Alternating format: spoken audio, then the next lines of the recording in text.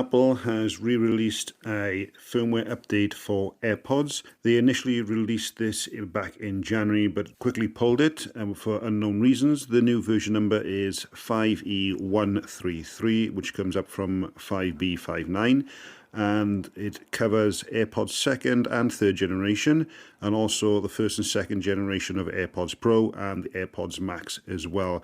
Now, unfortunately, Apple doesn't say a lot of what goes on in these updates, but what they are saying this time is with the release notes is that it is a general fix of bugs and enhancement performance, which is just what they generally put anyway. And they are also saying that if you don't have a nearby Apple device, then you can book an appointment with the Apple Store to get those updated. So that's probably more aimed at Android users who just like to use the AirPods. Elon Musk has officially had an interview with the BBC. The interview is just under an hour long, and they talk about many of the issues with Twitter since Elon has taken over. There are some interesting points, and obviously some points where Elon is just Elon.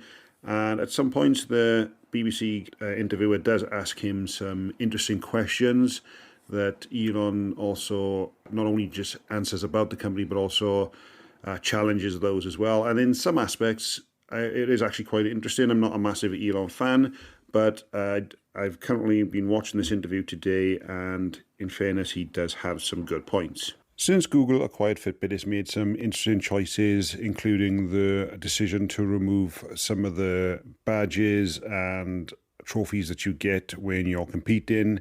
Something that's been a part of Fitbit since the very beginning, and as I would say, part of Fitbit's success over, say, the Apple Watch or Strava and things like that as well. Now, beginning the summer, Google will require you to actually have a Google account to log in with the Fitbit. So you'll actually be all integrated in under one umbrella instead of using Fitbit for one and Google for Google Fit and things like that. If you already are a Fitbit user, you can go ahead and make that change once it rolls out, but you won't be required to do that until 2025. And then by that point, it will be something that everyone has to do. So if you're not happy with that, maybe it's time to start looking around for other options instead of Fitbit. The popular fitness tracker app Strava has been updated for the iPhone and Apple Watch.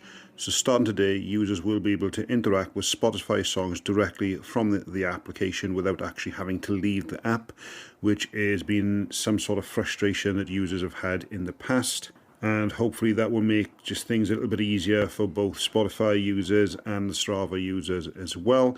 If you haven't used the Strava app, it is free, available on the App Store, but it does have some paid features. iOS users who also are YouTube Premium users will now be getting extra features in the coming weeks. One of those will be SharePlay support, which was first debuted back with iOS 15.1. And they're also getting an enhanced bitrate version for the 1080p HD quality for YouTube as well. The 4K isn't getting a bitrate update at the moment, but that's something we may see in the future as well.